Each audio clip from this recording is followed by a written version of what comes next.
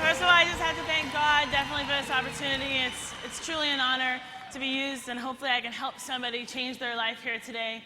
But to be among the stage with this incredible leadership, and thank you to the corporate marketing team, it's an honor. They asked me to share my story with you today, and I'd like to do that. Before I share my story, though, there's 4 things that have helped me truly get through life, and I think it's important when I share my story to share kind of a little bit farther back so you understand maybe a little bit more about me, and maybe I can relate to some things. But through adversity, there's 4 things that I always think of.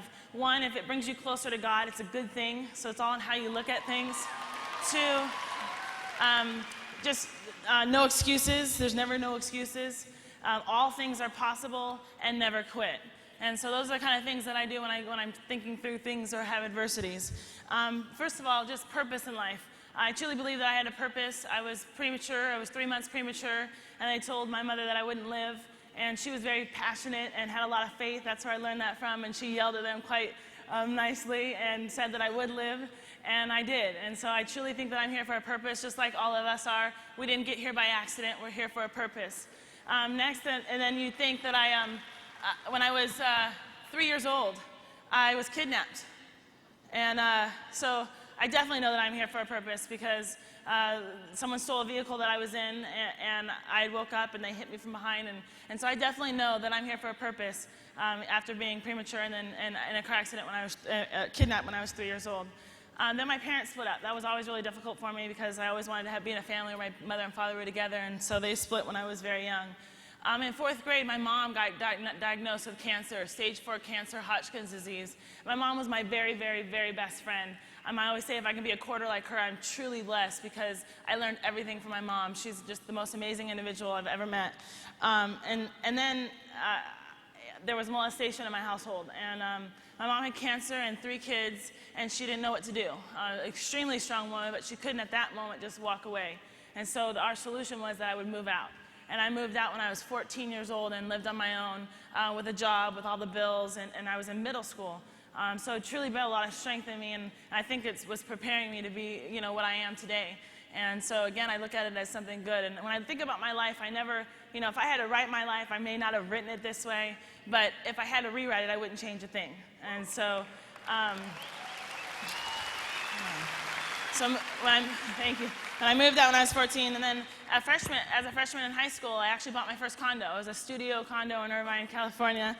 And then, unfortunately, though, that was a good thing, but then my mother's husband left her with cancer and 3 kids and canceled her insurance.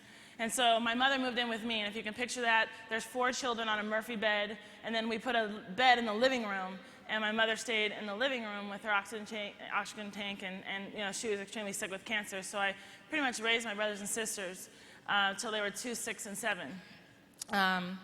And then in high school, I got in a car accident, and we actually were traveling on a mountainside in the mountains, and the gentleman was trying to hurry home.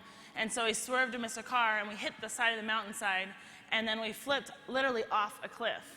And thank God, another blessing is if we would have flipped probably about 25 more feet, we would have fell 1,200 feet. And how I stopped on the embankment is only a true blessing. I got airlifted to intensive care. I was in the hospital for about 2 months, and I had internal bleeding. I lacerated my spleen, fractured my shoulder, dislocated my hip, and damaged my back as well in that accident, and they said that I would never walk again. And so I'm in high school, and I just couldn't accept that. And so I said, I want an electric wheelchair, and we picked it up, and we put it in the back of the car, and I would roll around high school in my wheelchair. But sure enough, I talked them into trying out for soccer, even when I was in my wheelchair, because I told them I will walk again. And sure enough, I did. I walked again. I was city champ, lettered in every single sport. But it just wasn't an option for me. And so then, unfortunately, 2 months after, and I remember my mom got sick. She looked at me in my eyes, and she told me, stage 4 cancer, they gave her 6 months to live, and she told me, I will see you graduate. And 2 months after I graduated high school, my mom passed away. And my mom is truly my why in this business. I have 3 of them that are really important. And I consider you guys family. Pretty Legal has truly turned into my family. And so a poem that I wrote when my mom passed away, I'd like to share with you because it's really my why, and that's what I'm going to end with. I thought I heard your voice today, something I've been praying. I turned around to call your name to ask what you were saying. I stopped and gazed at the faces, but what I should have known. I'll never look that way again, and theirs was not shown. Recalling your expressions as I try to keep them near, there's nothing else for me to lose now that you're no longer here. Sometimes I think of giving up, yet I know how you held on. There's nothing else for me to lose now that you've gone. Holding on to memories, not looking towards the end, but we played the game of fate, and I lost a loving friend. Still thinking of you always, for today I almost cried. I try to think of how you lived the day before you died. And I do. I think of my mom all the time, and that's what gets me through it.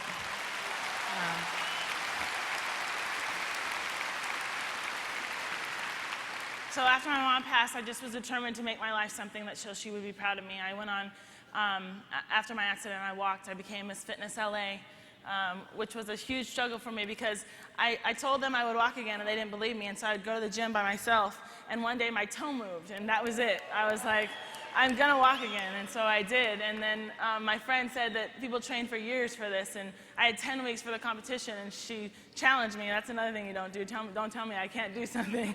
And so I said, okay, I'm going to do it, and I won Miss Fitness LA, so I thought that was awesome. And then, unfortunately, though, thank you, I traveled all over the world modeling and acting, which I absolutely loved, but then I got in another car accident. And who would think that 2 accidents would happen to one person? And again, they told me I'd never walk again. I was traveling home from LA, and I got hit. It was a hit and run. There was no settlement. I always hear that.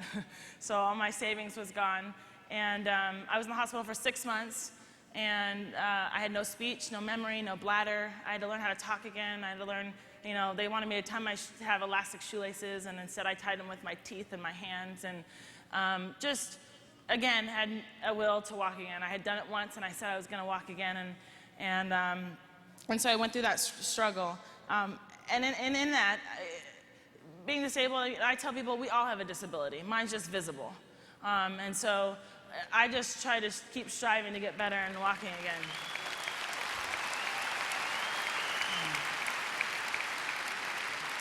So after my accident, I was assaulted.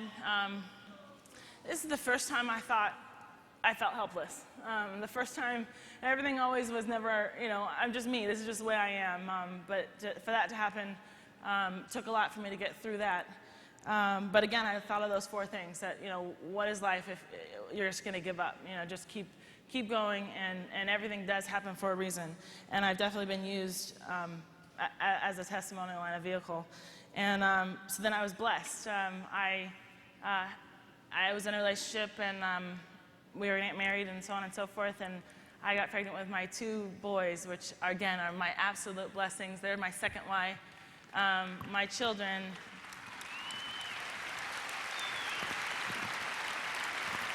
are everything that I live for. Those are my boys. And he told me either them or him.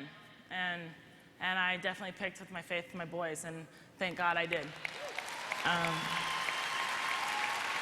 Unfortunately, after my boys were born, I didn't have anywhere to go. My job had fired me because I was on high risk when I was pregnancy, and I had to go to therapy all the time.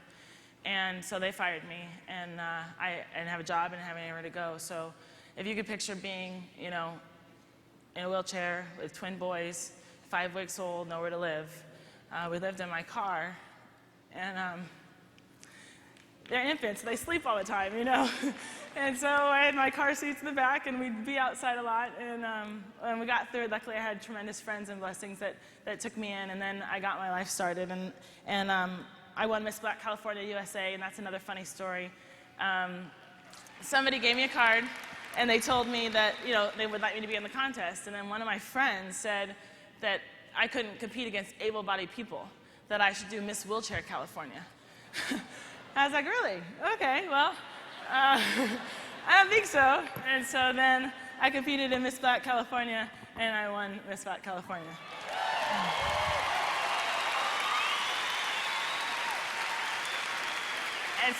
I share all that, you guys, because there's always a story behind the story.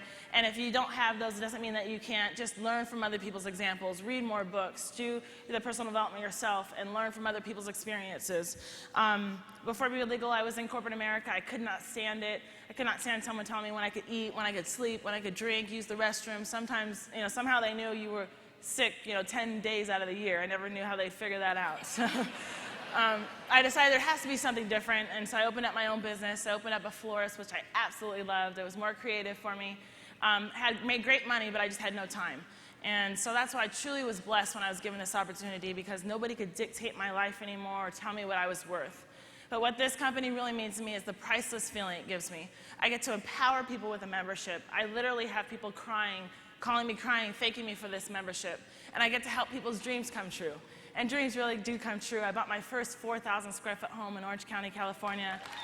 I'm a single parent. I get to stay home with my boys and raise them, work hard now to leave them a legacy.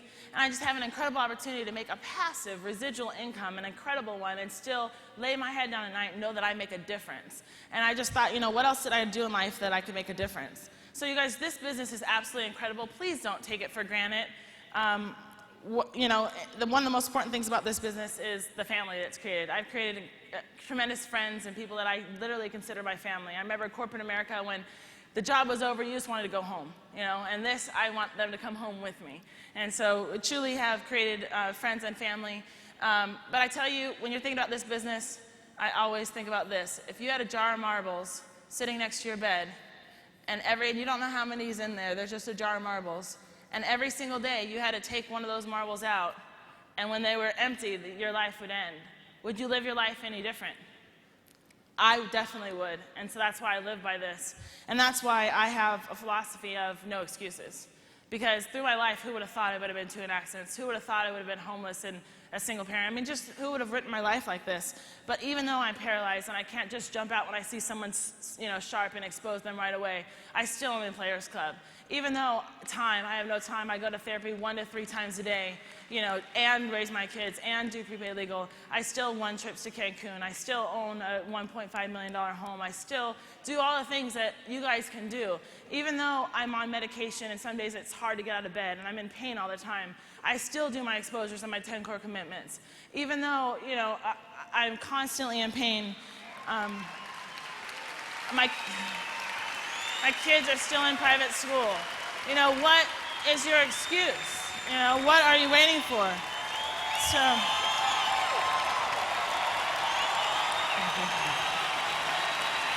thank you. And I could, they're gonna kick me off. I mean, I could go on, single parent, I could go on, but what are you waiting for? And so, I'm gonna end with these 2 things. A story that really hit home with me, the grandmother that lifted up the car because her grandson was under it.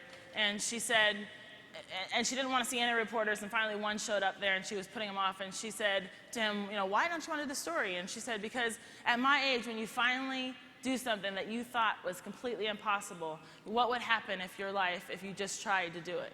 What would happen in your life if you just tried to do things?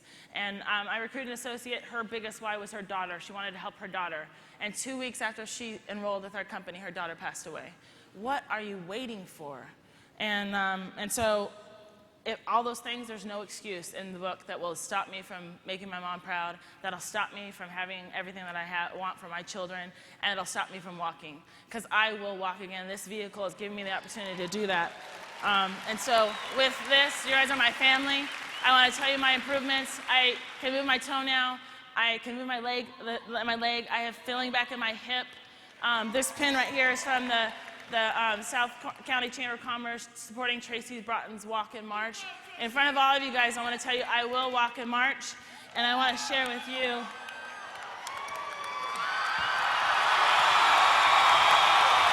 God bless you guys. I'll see you at the top. Thank you.